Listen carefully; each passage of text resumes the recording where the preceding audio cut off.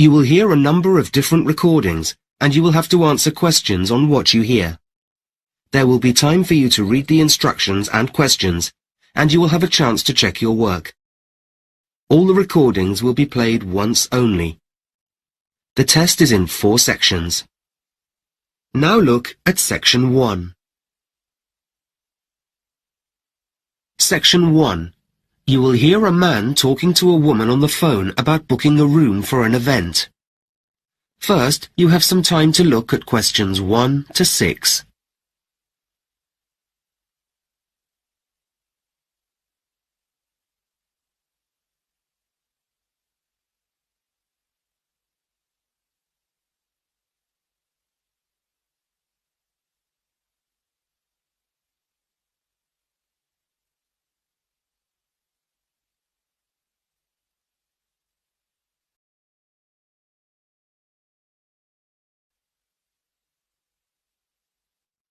Now we shall begin. You should answer the questions as you listen, because you will not hear the recording a second time. Listen carefully and answer questions 1 to 6. Silverton Hall event booking. Jenny speaking. How can I help you? Oh, hi. I'd like to book the hall for an event that I'm planning to hold. What date did you have in mind? Well, I was hoping for the 15th of January. Let me just check. That's a Friday, isn't it? No, it's a Saturday. Ah, just a minute. I'm looking at last year's calendar. Yes, you're right. We have something on in the afternoon, I'm afraid, but the evening is free. Great. I was hoping to have it in the evening. Okay, and what times were you thinking of? Well, the event is from 8 p.m. until 11 p.m. But I suppose we'll need to book it a bit earlier to set everything up, and a bit later to clear up at the end. Yes, you will. So, shall we say 7:30 to 11:30? Would that be okay? Yes, that'll be fine. So, what kind of event is it? Well, I'm organising a concert. Some of my friends and I play musical instruments, so we're hoping to get together and we're inviting all of our friends to come along. Oh, that sounds like fun. What do you play? The guitar. And my friend Jack plays several instruments. Great. So how many guests are you planning on? Well, I'm not sure, but probably about 60. That's fine. Thanks. Can I just mention that some of them are disabled? I assume that'll be all right and that access won't be a problem? Of course. We have special facilities and we've made some improvements recently as well. Great. So what about food? Do you have any thoughts on that? Yes, I thought we'd have something simple. I don't want anything complicated like a buffet or a 3-course meal. So just sandwiches, really, and also something to drink, if that's okay. I've got that. So, if you're playing music, do you have your own equipment? Because if not, we can provide that for you. Yes, we have our own equipment. We have our own instruments and microphones and amplifiers. We have everything except for a piano, which would be very useful.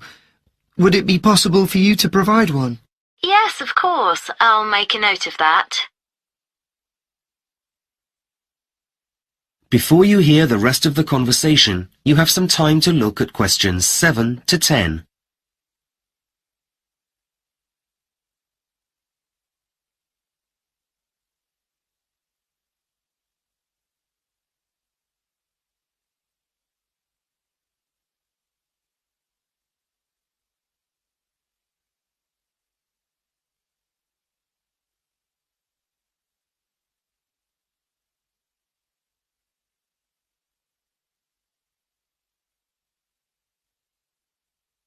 Now listen carefully and answer questions 7 to 10. Now, I don't know if you're aware, but parking has become a bit of a problem around the hall. Well, actually, it's a problem all over the centre of town, and so we do offer some transport solutions. Oh, well, we were planning on driving to the hall. I wouldn't recommend that. We do have a coach that will pick everyone up and take them home at the end of the evening. It costs a bit extra, but does work out cheaper than taking taxis. Would you be interested in that? Yes, please. And I guess that would be easier than trying to park all our cars. It certainly would. Now, I think I have all the details. Let me just add up the costs.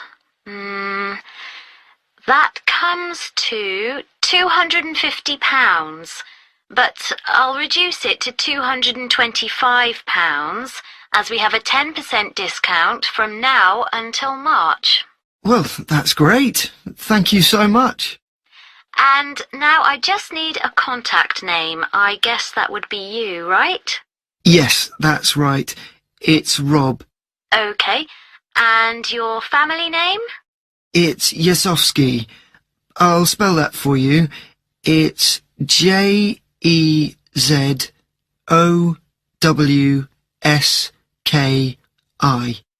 Thanks. And do you have a contact number? Oh, yes. Hang on a minute. I haven't memorised it yet. Yes, here it is. It's 07232 855 496. Great. I think that's everything for now. I look forward to seeing you on the 15th of January. Okay, thanks. Bye for now. That is the end of section 1. You now have half a minute to check your answers.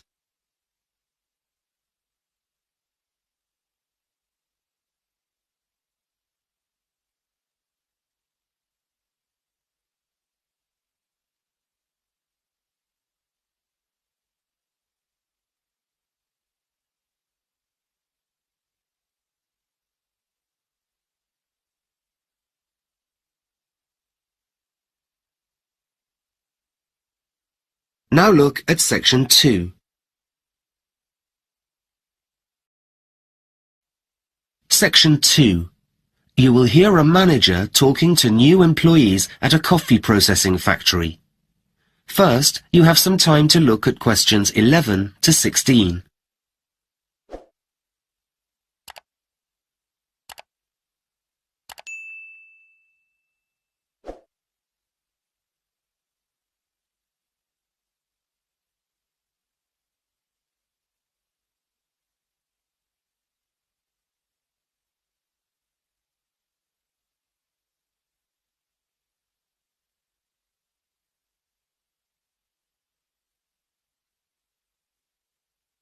Now listen carefully and answer questions 11 to 16. Welcome to Coffee Incorporated, where you'll be starting work next week. Today's all about orientation, so first I'm going to talk you through the coffee processing that we do here at the factory. Coffee beans are like a stone inside a fruit, and in what's known as the wet process, the outer covering of skin and fruit is removed before the beans are dried. Wet processing involves the fruit being immersed in water in order to sort which fruit can and can't be used. Any bad fruit will float and can be thrown out at this point. This reduces levels of pollution from dirty waste that some other methods produce, though, admittedly, some people do say the wet process reduces flavor, too. After the fruit has been removed, we are left with the beans, which have to be dried to a water content of about 10% before they can be used to make coffee. We do this by machine. This is the way it's done where there are limits in terms of workspace, as is the case here. An alternative drying method is natural drying, which requires the beans to be spread out on special ground areas or tables in the sun. The air is better able to circulate around the beans in the natural method of drying, but it does increase the number of workers required. After the beans are dry, we go on to a process called polishing.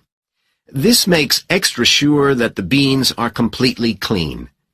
Some experts believe polishing damages the taste of the coffee, but that's a matter of opinion. And while polishing isn't actually required, we do it here to avoid the possibility of any remaining skin causing problems during roasting. Once the beans are fully clean, they're sorted by size and weight. This is also carried out by machine. The beans are blown through the air, and the ones that land in bins near the air source are the heaviest and best and will be made into the top quality brands, whereas the ones that fall further away are likely to produce a poorer flavor, though they will still be used for blending and making instant coffee and so on. Beans can also be sorted by color. This is the most difficult and time-consuming task, as it's done by hand and needs workers with expertise and experience. Once the sorting is completed, the beans are roasted and stored ready for distribution. Before you hear the rest of the talk, you have some time to look at questions 17 to 20.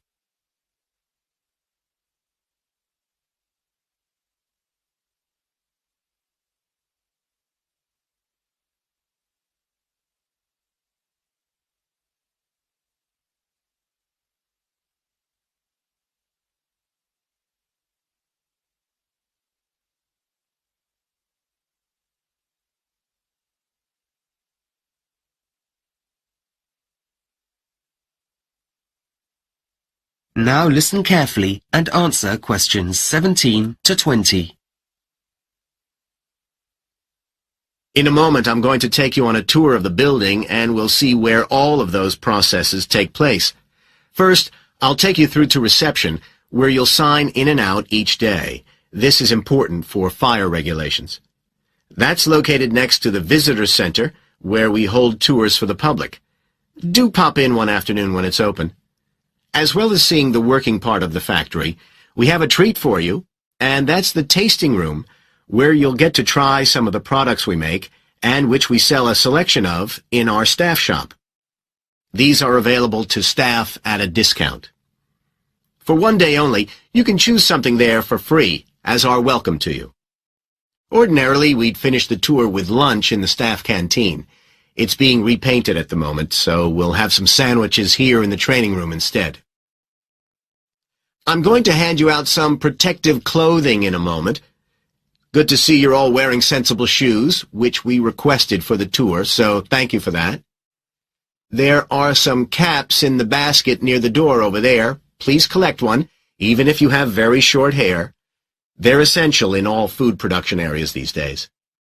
We won't be handling anything today, though ordinarily you'll be wearing gloves to work with the beans. In a moment, I'm going to hand you out a badge with your name on. This is so we can get to know each other better. And hopefully, you've all remembered pen and paper, as I'll be giving you plenty of information to make a note of. That is the end of section 2. You now have half a minute to check your answers.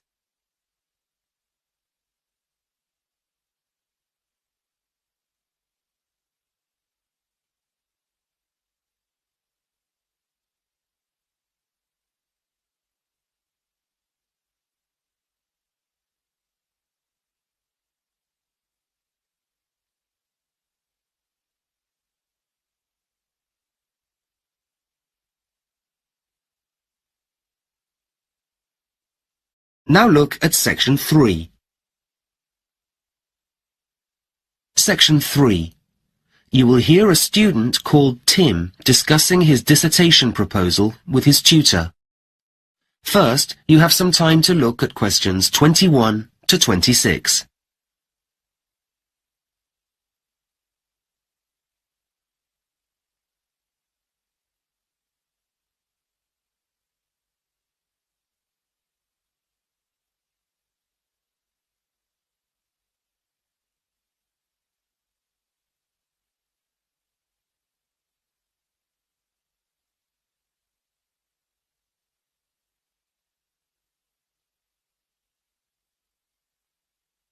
Now listen carefully and answer questions 21 to 26. Have you had any ideas about your dissertation proposal, Tim? I'm definitely doing something about saving dying languages, languages that are in danger of becoming extinct. Sounds like an interesting idea. How are you going to focus your project? Well, my grandmother's first language is spoken by only a handful of people now, so I'd like to record an interview with her that can be kept in an archive, which she was really keen to do when I asked her about it. I know there are linguists already working on recording dying languages, and when we focused on that in class, I realised I wanted to do something for my grandmother's heritage. I wanted to discuss with you how to go about it. You'd have to think carefully about what to include, of course. Something about the impact of technology, perhaps. You mean the fact that technology allows people to communicate at the click of a mouse across the world, so it contributes to languages becoming endangered? Mm-hmm. I know this has resulted in lots of languages disappearing because people use international languages like English to communicate instead of their own. That's why it's important to make an effort to conserve them. So, in your introduction, you could talk about the negative impact of globalization on minority languages. Right, I'll mention that. And the media's had an enormous impact. Schools teach in the standard languages of a country rather than minority ones. That means young people lose the language skills of earlier generations because they aren't exposed to them as they would have been in the past. I'll definitely put that in. Good idea. I mean, take me for instance. I'm not a fluent speaker of my grandmother's first language, so most of the time we speak in English. Well, exactly. And then what are you going to say about how we can actually save dying languages? Well, I realise that there are organisations working to conserve them by creating libraries of audio and video material that document and conserve languages for future generations. That's what I'd like to contribute to, though I doubt whether it's possible to save my grandmother's language. There are so few people who speak it, I can't see why anyone would try to revive it. I don't think it's going to become anyone's first language again. Though if I do this, at least there will be a record of it. And it may be that recording minority languages can save some of them from dying out. I don't get how, if no one's learning them as their first language. Well, the data that's collected isn't just stored away and forgotten about until someone rediscovers it in the future. It can be used to develop teaching materials within communities, so local children have learning tools they've never had access to before. You know, they can listen to and see these languages written down. Oh, right. I've also heard something about recording oral literature. What does that mean? Is it to do with how languages and culture are bound together? Exactly. Team members from the organisations we're talking about travel to remote communities and record their stories, rituals, songs. So it's not just language that's conserved. I see. It's like some of the traditions in my family that have come from my grandmother's community. It's important to me to keep those alive too. Hopefully I'll have my own grandchildren to pass them down to, and even if my grandmother's language itself doesn't survive, then at least some of the history and culture will. Before you hear the rest of the conversation, you have some time to look at questions 27 to 30.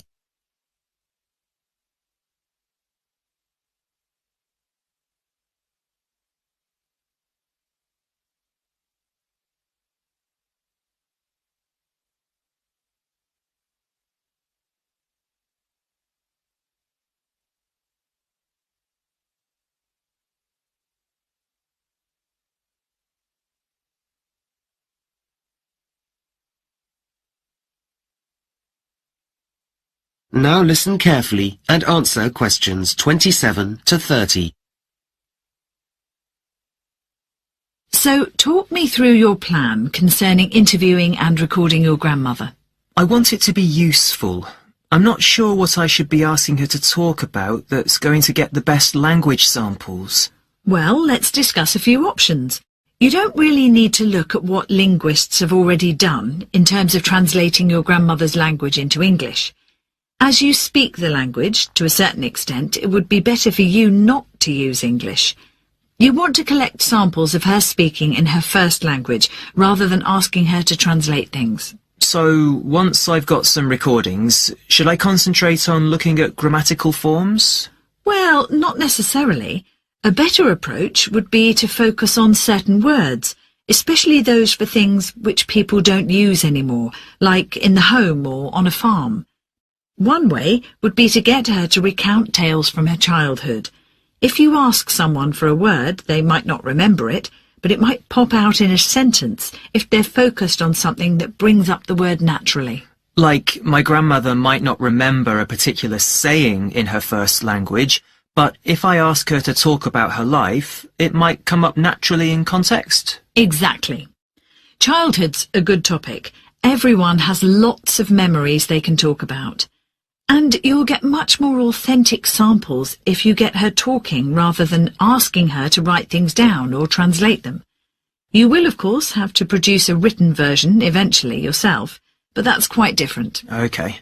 Now, what about the practicalities of doing the recording?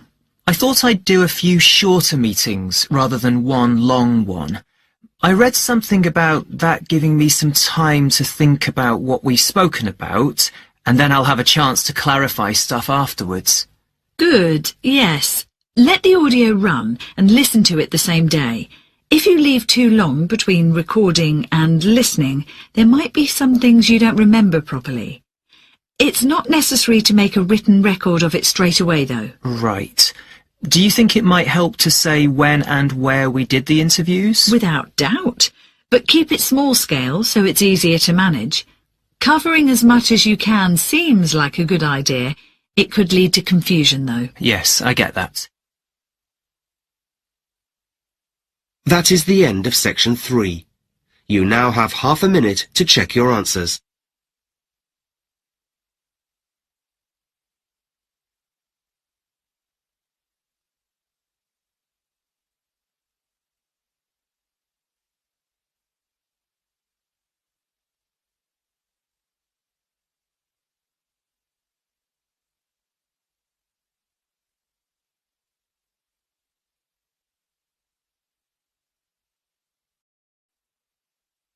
Now look at section 4. Section 4. You will hear a lecture about the history of time measurement. First, you have some time to look at questions 31 to 40.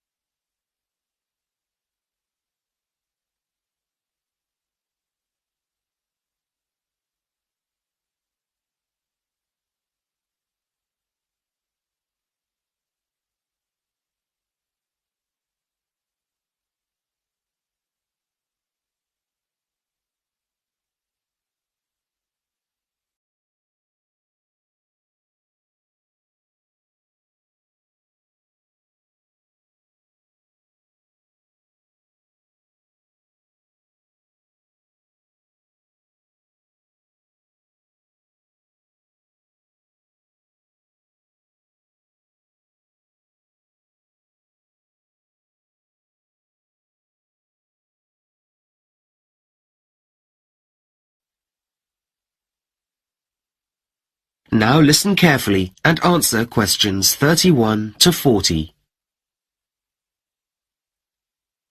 Hello. Today, I'm going to be talking about the history of the measurement of time, something we all take for granted now. These days, we're able to measure time extremely accurately, and there's global agreement on what the time is anywhere in the world. But of course, this has not always been the case. So, when and how did it all begin? Well, we can tell that prehistoric people from 30,000 years ago were aware of the changes of the moon as time went by. But 25,000 years passed before humans began to actually track time.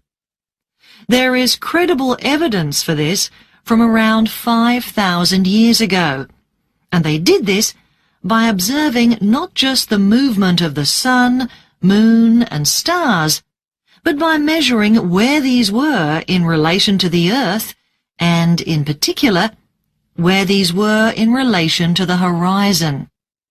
This was known as horizon tracking.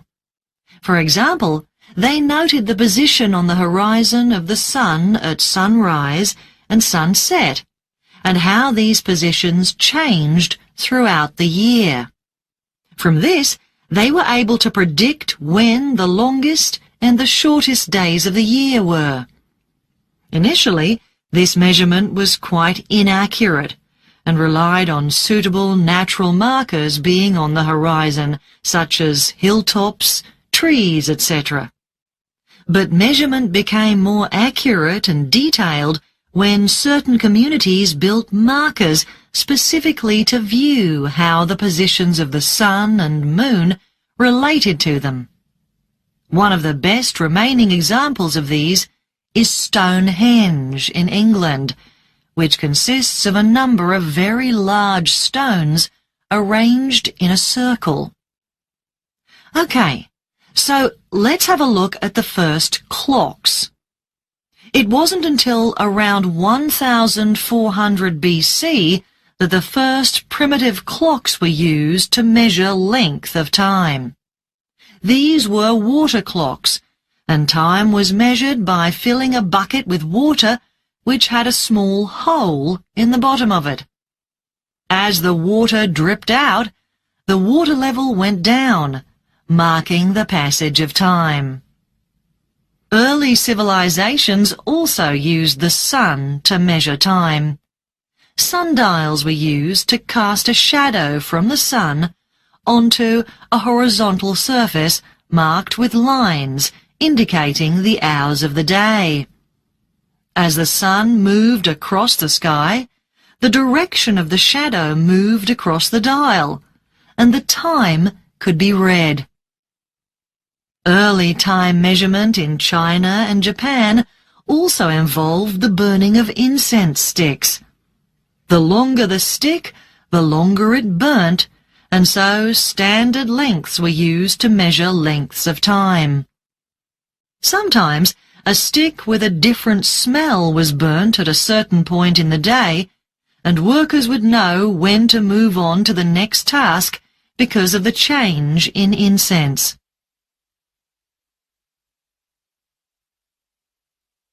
Let's now look at mechanical clocks. The first evidence of these is in the late 13th century in Northern Europe.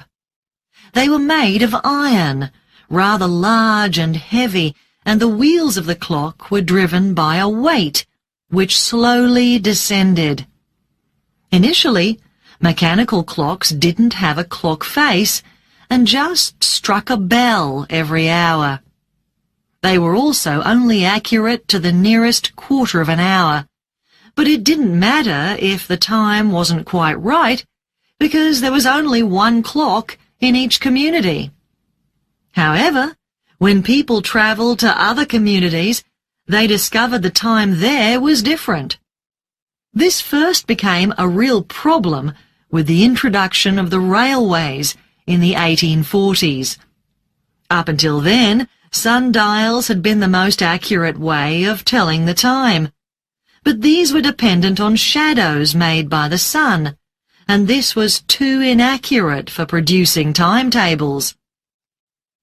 This meant that there was a need for a nationally agreed time system, and in 1847, the time at Greenwich in London was taken to be the point on which the national time was based. There was inevitably a lot of resistance to this in the middle decades of the 19th century.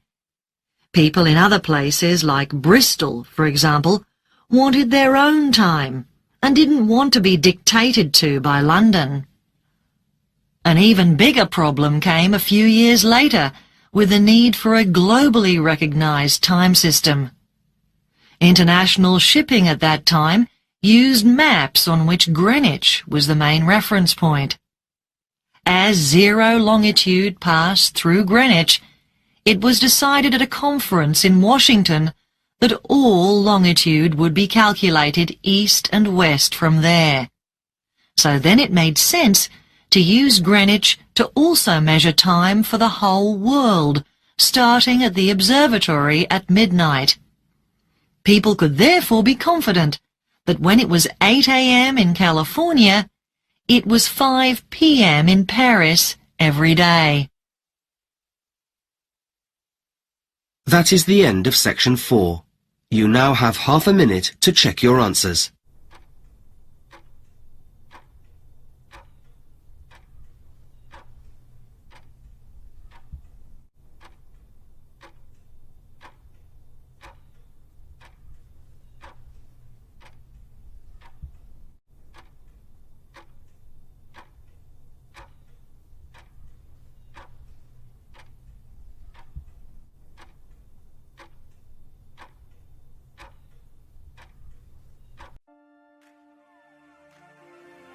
That is the end of the listening test. In the IELTS test, you would now have 10 minutes to transfer your answers to the answer sheet.